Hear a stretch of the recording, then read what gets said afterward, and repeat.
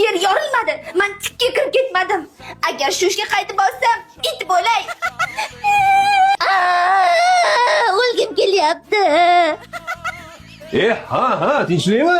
Kelganda odamni xursand qilasan. Ishxonadagilarni oldida rasvoyim chiqdi. Ha, birinchi marta emas-ku, nima his qilasan? Bitta dugonamni Fotiha to'yi bo'ldi. O'sha to'ydan to'rt olib keldi. O'sha to'rtni hammaga yedirib chiqayotgandi. Menga kelganda mundoq qaradi-da, "O'rtoq, sendan sassiq hid kelyapti" dedi. Yaxshi-ku. Buni nimasi yomon? Ey, siz ham asabimga tegmang. Qarochi hammasi keyin birma-bir meni hidlab chiqdi.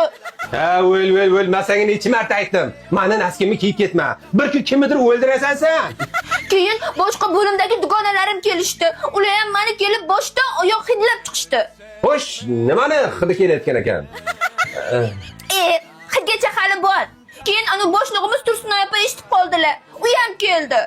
U ham hidlab ko'rdimi? Ha, uni burni o'zi ham prisosda ekan. Bitta chuqur tortganda shu basharasi bilan orqaga ketdi-da. Va nihoyat 20 yil berishadi. Nima? Ha, yo, o'zim. Davom et. Nima bo'ldi? U ham mayli. Undan keyin hidlagan 32 ta odam hushidan ketdi-da. Balkim tirikdir. Sen kimsan o'zi? Qayersasida bunchalik odam o'ldiradigan? Og'zim. Men bilgandim. Men sezgandim. Chunki seni uchratgan kunimizdan boshlab sendan tappani hidi kelardi.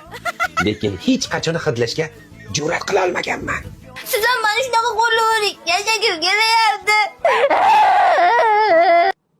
Bir xunuk yig'laydi. Ayta olmayman-da. Bo'ldi xotin, hazırlashdim-da endi xotin. Unchalik yomon emas-ku. Chidasa bo'ladi-ku. Dugonalarim aytishi bo'yicha yaqin orada shunaqa bo'lishni boshlaganmish. Xotin, mana menga keraksan, tushunyapsanmi? Bor hid-piding bilan yaxshi ko'raman seni. Ular aytaveradi. Ular seni borku ko'ra olmagan. Ke, bitta hidlab ko'rayman. Men senga atletda dodasini aytaman. Aniqni aytaman. Ke, bitta hidlay. Yo'q, hidlamaysiz. Jonzot, eriyman-ku. Bitta desang bo'ldi. Qani? Tayyormisiz? Men vechna tayyorman. Qani? Ehtiyot bo'ling-da.